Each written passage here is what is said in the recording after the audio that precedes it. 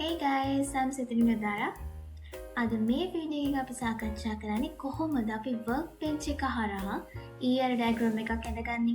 එතකොට අපි ඇඳගත් ER diagram එකේ කොහොමද අපි tables හදාගන්නේ. ඒ වගේම මේ tables අතර කොහොමද අපි relationship එකක් add කරගන්නේ.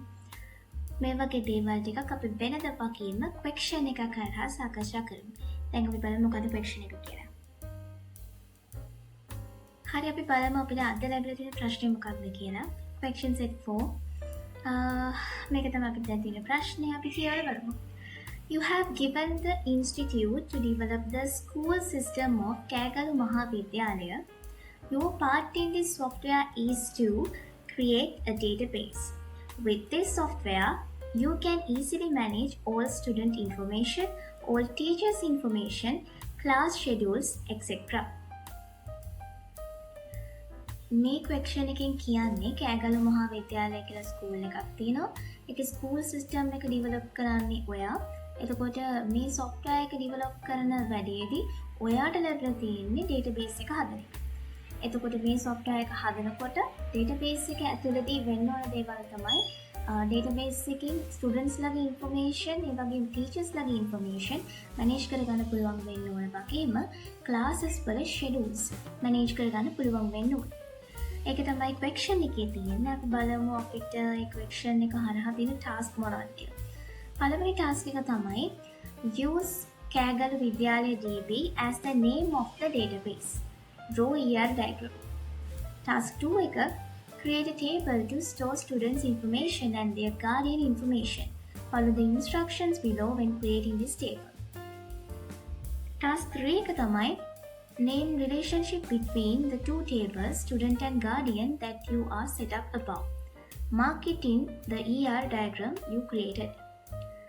හතරවෙනි task එක තමයි teachers several subjects and one subject teachers several teachers. Create a teacher and subject table using the appropriate relationship. Follow the instruction below to create this table. Create an ER diagram. පළවෙනි task එකේ අපිට කරන්න තියෙන්නේ මේ database එක හදන එක. ඒ වගේම දෙවෙනි එකේදී අපිට කරන්න තියෙන්නේ ස්ටුඩන්ට් සහ ගාඩියන්ට වෙනම ටේබල් දෙකක් හදන එක. මේ තමයි ටේබල් ස්ට්‍රක්චර් එක. එතකොට අපිට මේ කලින් හදාගත්ත ස්ටුඩන්ට් සහ ගාඩියන් කියන ටේබල් එක අතර රිලේෂන්ෂිප් එකක් ඇඩ් කරන්න වෙනවා. ඒ වගේම ටීචර්ස්ලා ගොඩක් සබ්ජෙක්ට් උගන්වනවා. ඒ වගේම එක සබ්ජෙක්ට් එකක් උගන්වන ටීචර්ස්ලා ගොඩක් ඉන්නවා. එතකොට ඒ රිලේෂන්ෂිප් එක මොකක්ද කියලා අහනවා සහ ඒකට අදාළව මෙන්න මේ ටේබල් දෙක අපි හදාගන්න ඕනේ. අපි දැන් බලමු workbench එක හරහා කොහොමද මේ දේවල් ටික ප්‍රැක්ටිකලි කරගන්නේ කියලා. workbench කියන software එක අපි open කරගත්තට පස්සේ මේ වගේ interface එකක් පෙන්නනවා. ඔයාලා හදාගත්ත connections තියෙනවා නම් ඒක මෙතනින් පෙන්නනවා. ඔයගොල්ලෝ කැමති connection එකක් උඩ double click කරලා මේ interface එකට එන්න පුළුවන්. ඊට පස්සේ ඔයගොල්ලන්ට පේනවා ඇති මෙතන අපි කලින් හදාගත්තු databases තියෙනවා. ඒ වගේම අපි අලුත් ER diagram එකක් ගන්න ඕන නම් අපිට කරන්න තියෙන මෙන්න මේ විදිහම PD තියෙන file කියන එක click කරන්න. එන menu එකේ new model දෙන්න.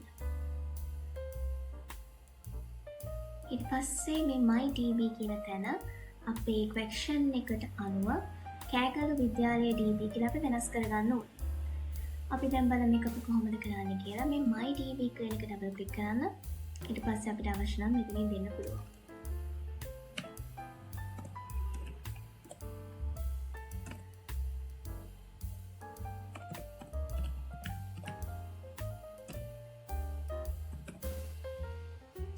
අපිට අවශ්‍ය නම දුන්නට පස්සේ අපිට කරන්න තියෙන්නේ rename references කියන බටන් එක ක්ලික් කරන්න. එන මැසේජ් එකට ඕකේ දෙන්න. ඊට පස්සේ අපිට ඕන විදිහට database එක වෙනස් වුණා. අපිට පුළුවන් මේ tab එක close කරගන්න. database එක අපි පළවෙනි ප්‍රශ්නට අනුව හදාගත්තා. දැන් දෙවෙනි ප්‍රශ්නේ අපිට කරන්න තියෙන්නේ මේ student table එකයි guardian table එකයි හදන එක. මේ තමයි column names, ඒ වගේම data types සහ lengths. ඒ වගේම guardian table එකත් column names ටික සහ data type lengths දීලා තියෙනවා. පළවෙනියටම අපි මේ student table එක හදාගමු. අපි එකට ER diagram එකක් අපේ workspace එකට ගන්න ඕන. ඒකට කරන්න තියෙන්නේ මේ add diagram එක උඩ double click කරන්න. එතකොට අපිට ER diagram එකක් ගන්න පුළුවන්. ඊට පස්සේ අපලන්ට පේනවා ඇති මෙන්න මේ icon list එකේ මේ square icon එකක් තියෙනවා. මේක තමයි අපි table එකක් add කරගන්න icon එක. මේක click කරන්න අපිට පුළුවන් අපේ table එකේ color එක වෙනස් කරගන්න මෙතනින්. මම yellow color දාගන්නම්. ඊට පස්සේ අපිට පුළුවන් workspace එකේ ඕන තැනක එක click එකක් දීලා empty table එකක් හදාගන්න. ඊට පස්සේ අපිට මේකේ නම වෙනස් කරගන්න ඕන student කියලා මේක double click කරන්න. ඊට පස්සේ ඉන tab එකේ අපිට අවශ්‍ය නම දෙන්න පුළුවන්.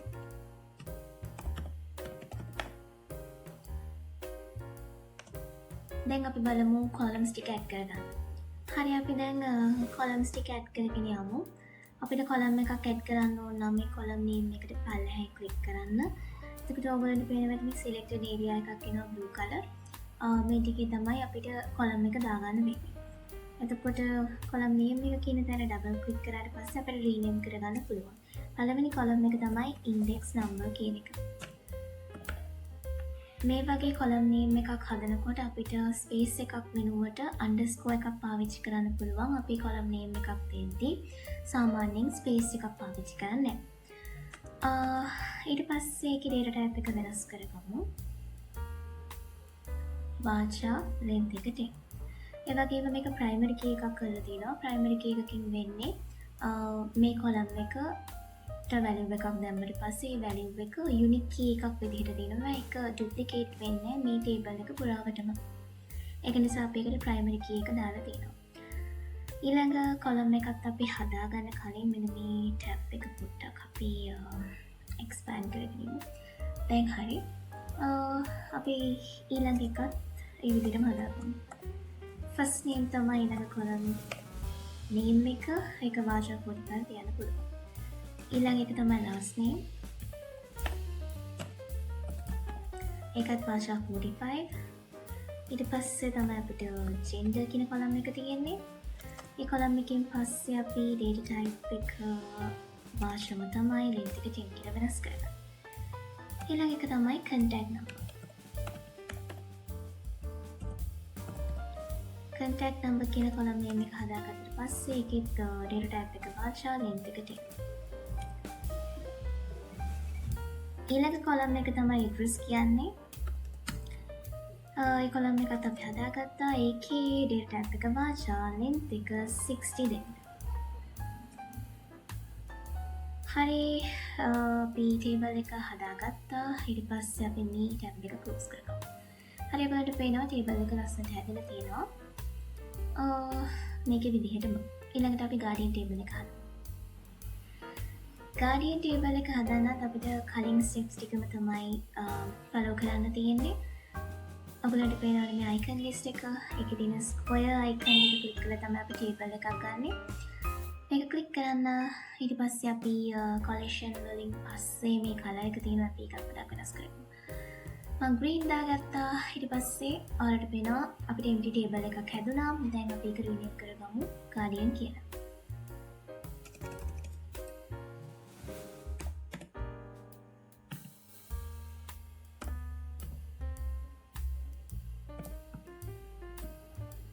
හරි guardian කියලා අපි එක වෙනස් කරගත්තා. අපි column names ටිකක් මේත් එක්කම add කරගෙන යමු.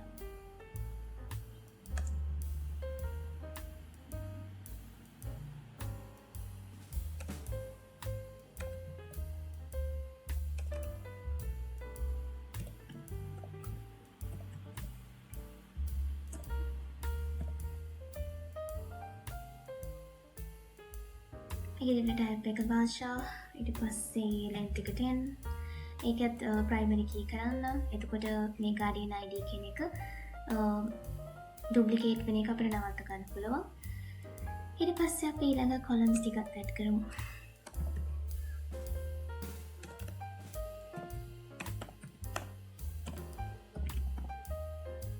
වාචා 45.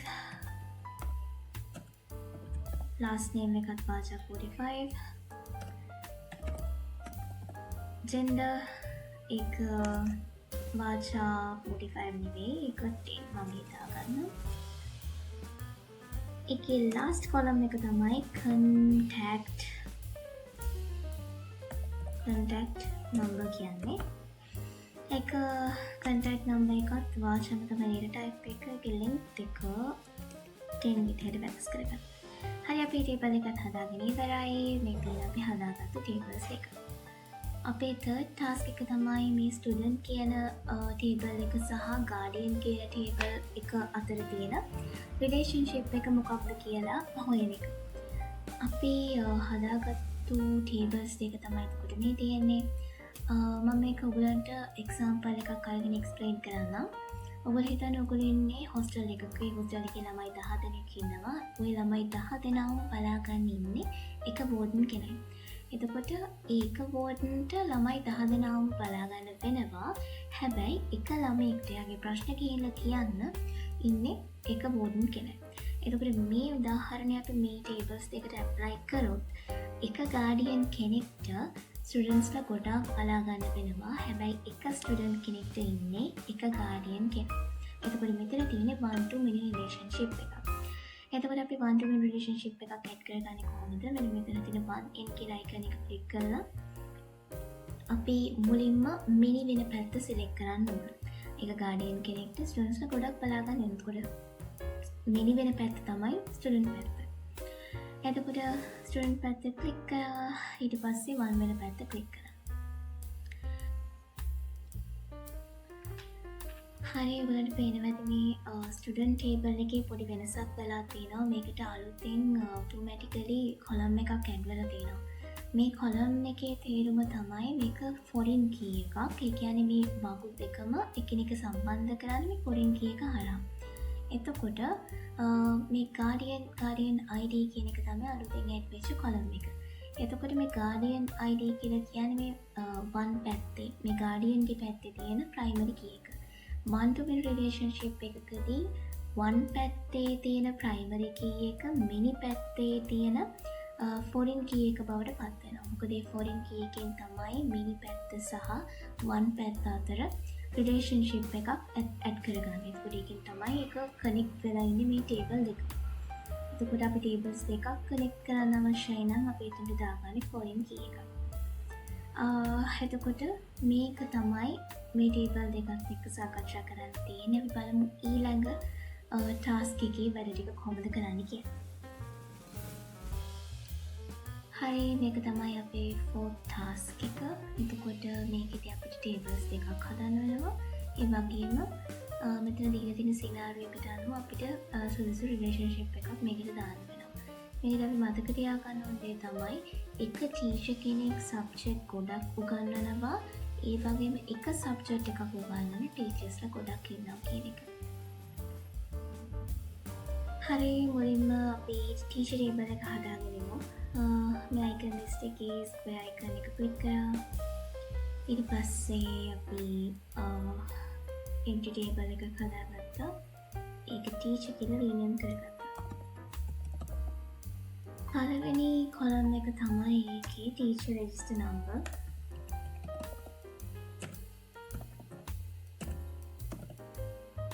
ඊට පස්සේ ඒකේ data type එක වාචා.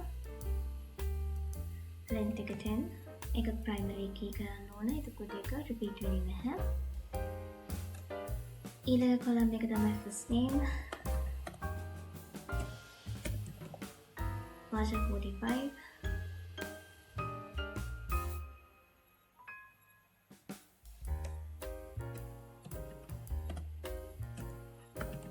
last name එකත් වාචා 45 තියාගන්න පුළුවන්. sorry. මේක අනේම error එකක් ආවලාවට අපිට කරගන්න පුළුවන්. මේක delete selected තියලා delete කරගන්න. ඊට පස්සේ ඊළඟ එක තමයි gender. gender කියන එකත් අපිට පුළුවන් වාචා 10 දෙන්න.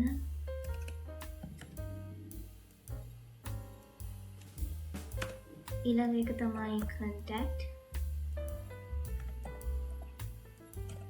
contact number කියන එක. එතකොට ඒකත් අපිට වාචා තමයි type එක දෙන්න පුළුවන් length එක 10 කියලා. ඊළඟ එක තමයි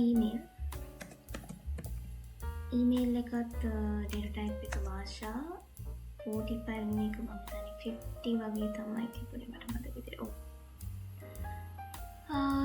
50 දෙමු. හරි ඒ ටේබල් එකත් හදාගෙන ඉවරයි. හරි ටීචර් ටේබල් එක හදාගන්න. දැන් අපි හදාගමු සබ්ජෙක්ට් ටේබල් එක. මෙතන ක්ලික් කරා. ඊට පස්සේ ඒක කලර් එක වෙනස් කරගත්තා. මෙතනට ගත්තා. එම්ටි ටේබල් එක රිමූව් කරගත්තා. සබ්ජෙක්ට් කියලා නේම් එක වෙනස් කරා. කොලම්ස් ටික ඇඩ් කරමු.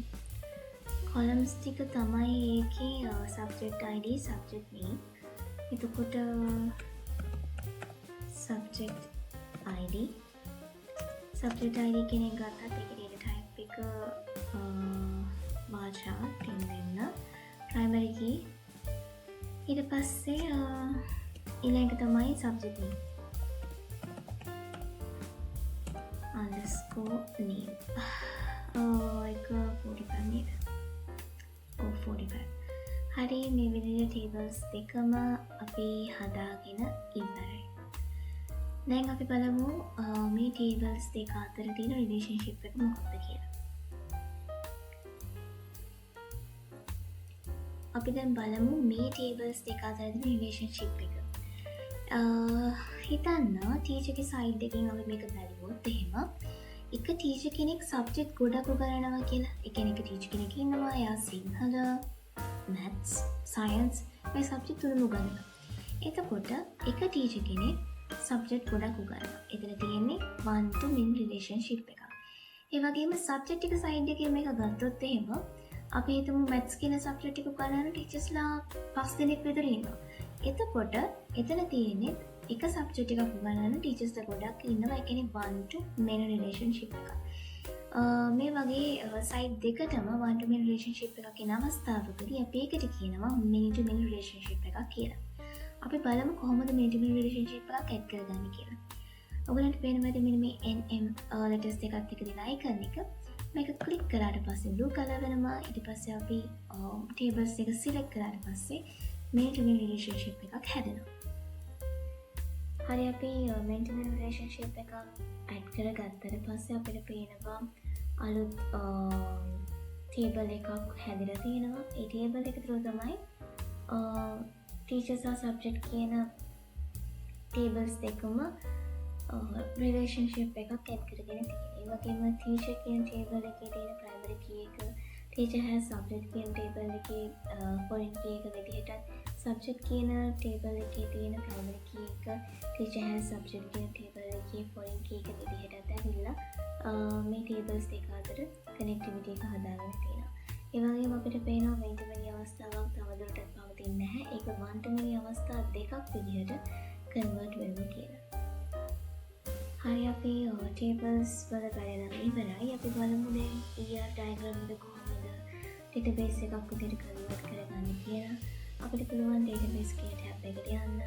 එතන forward engineering කියන තැනට ගිහිල්ලා අපිට පුළුවන් මෙන්න මේ host name, port, username, password වගේ දේවල් හරියට ගහලා තියෙනවා බලන්න. ඊට පස්සේ අපි next කරගෙන ගිහිල්ලා අවසානයේ next කළා. අපිට පුළුවන් මේ database එක හදාගන්න. මේක close කරන්න. දැන් අපි බලමු schemas වලට ගිහිල්ලා refresh කරලා අපේ database එක තියෙනවද කියලා. ඉතින් මේක තමයි අපි හදාගන්න database එක. ඕකේ මම හිතනවා ඔයගොල්ලෝ මේ වීඩියෝ එකෙන් මොනවා හරි ඉගෙන ගන්න ඇති කියලා. අපි තව මේ වගේ වීඩියෝ එකකින් හම්බෙමු. Till then, bye bye.